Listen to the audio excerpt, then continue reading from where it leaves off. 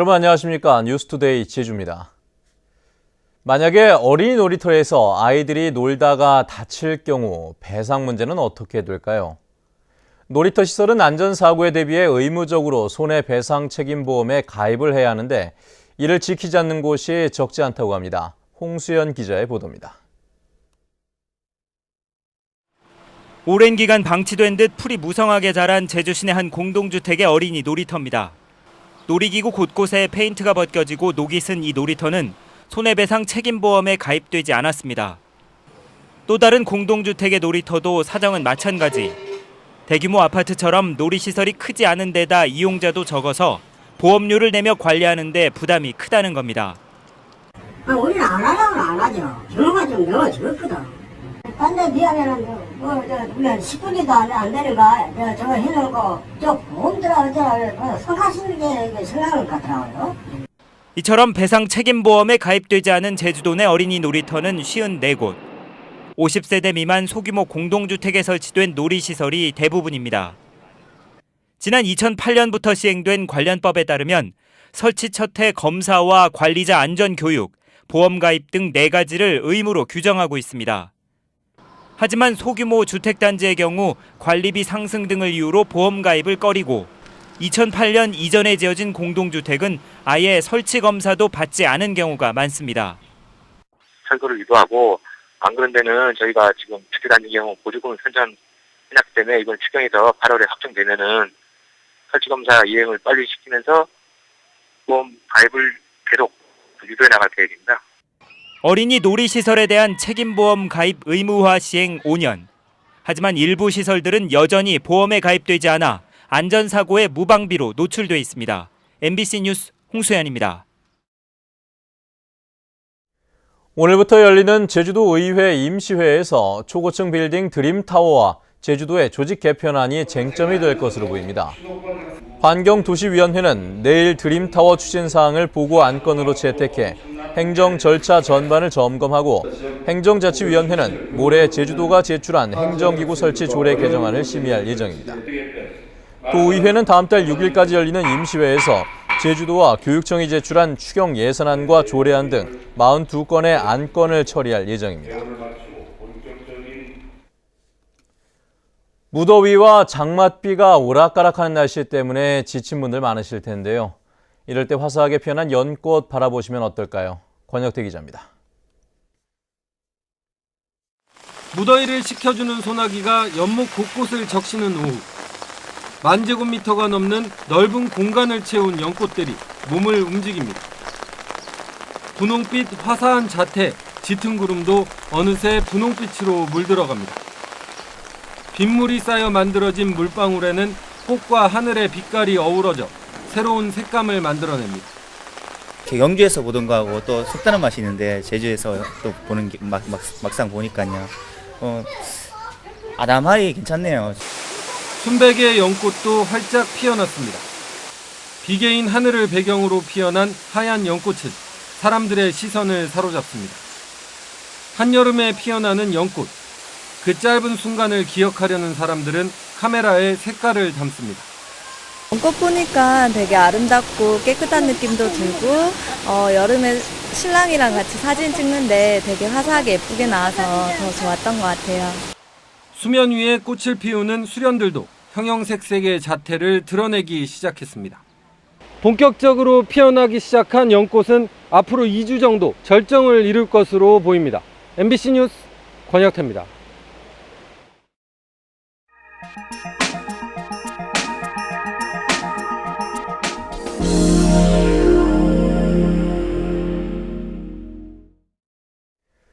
지난해 폭염에도 불구하고 비싼 전기요금 때문에 찜통 교실이 될 수밖에 없었던 초등 고등학교의 현실이 사회적인 이슈가 됐었죠. 이 때문에 정부가 지난달부터 교육용 전기요금을 평균 4% 내렸는데요.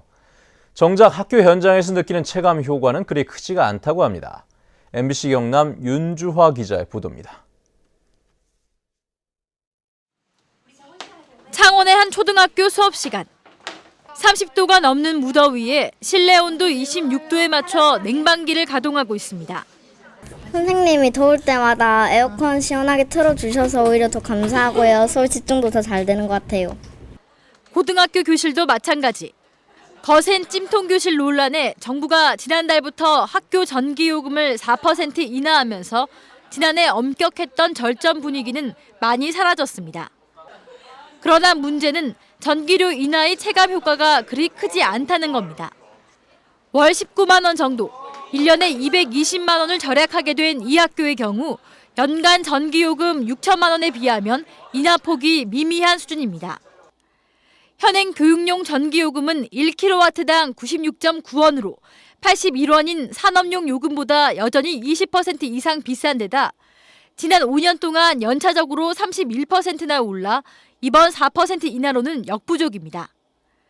여전히 전기료 압박이 심한 각급 학교들은 냉방 시간과 횟수를 조정해가면서 소가리를 하고 있습니다.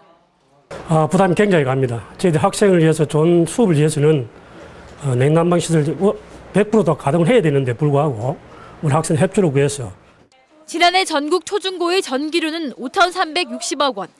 학교에서 지출되는 공공요금 중 전기료 비율이 50%가 넘는 학교가 전체의 68%에 달했습니다.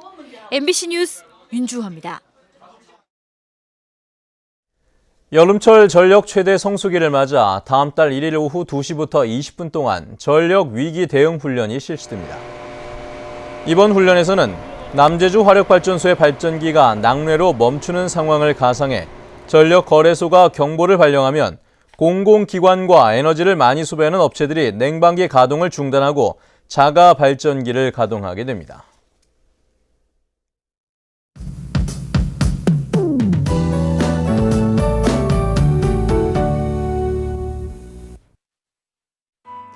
네, 중복인 오늘 큰 더위는 없겠습니다. 출근길 대체로 흐린 가운데 장맛비가 내리고 있는데요. 앞으로 5에서 40mm가량의 비를 더 뿌리다 오후부터 차츰 그치겠습니다. 내일은 가끔 구름만 지나겠고요. 다시 기온이 크게 오르면서 무더운 날씨를 보이겠습니다. 다음은 자산 지역별 날씨입니다. 네, 현재 북부 지역의 기온 23도에서 25도 보이고 있는데요. 낮 기온이 27도 내외에 머물면서 어제와 비슷하겠습니다. 서부 지역의 기온 22도 내외로 출발해서 낮 기온은 27도까지 오르겠습니다. 네, 남부 지역도 평년 기온을 2도에서 5도가량 밑돌면서 비교적 선선한 날씨가 이어지겠고요. 현재 구자의 기온 21도, 성산과 표선 24도, 낮 기온은 26도가 예상됩니다.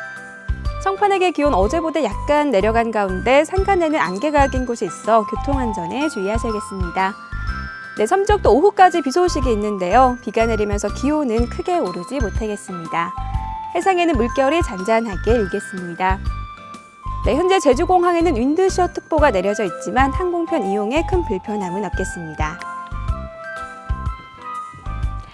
네, 오늘 비가 그치고 나면 내일부터는 다시 또 기온이 크게 오르면서 불볕더위가 이어지겠습니다. 날씨였습니다.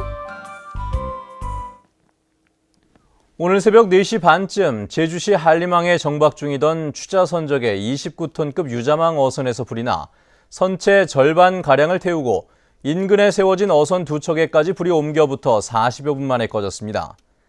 소방당국과 해경은 기관실 인근에서 처음 불이 시작된 것으로 보고 정확한 화재 원인을 조사하고 있습니다.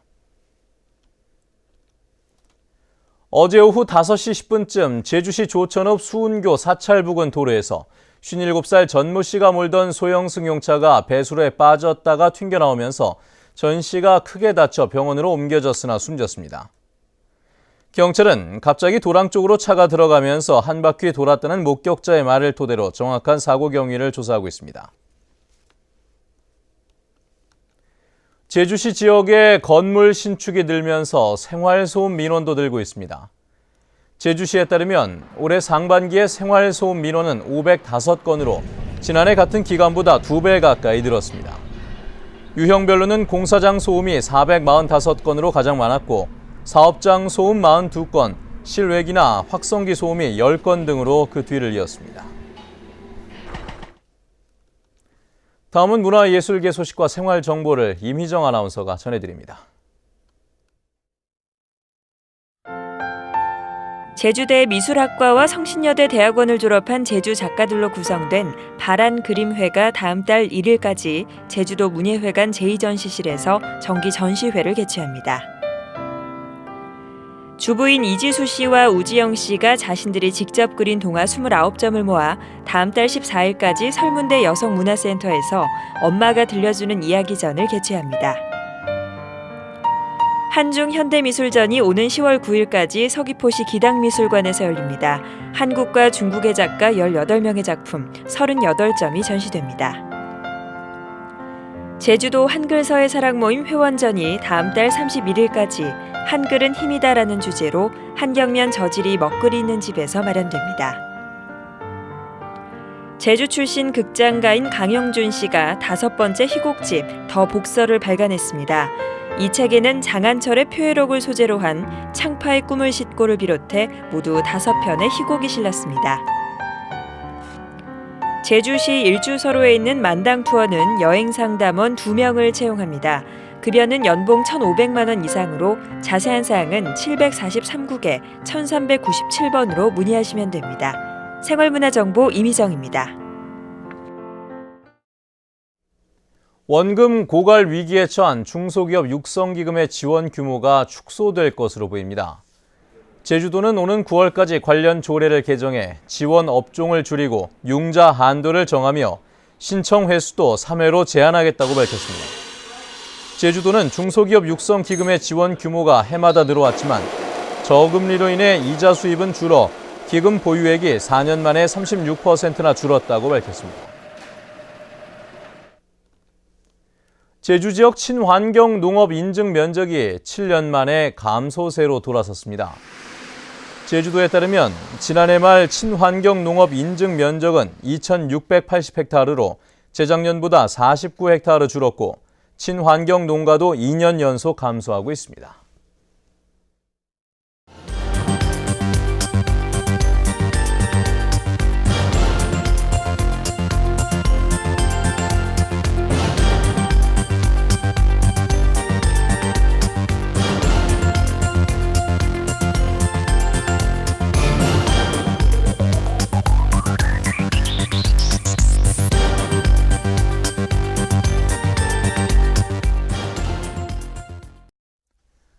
네, 뉴스투데이 제주를 마칩니다. 시청해주신 여러분 고맙습니다.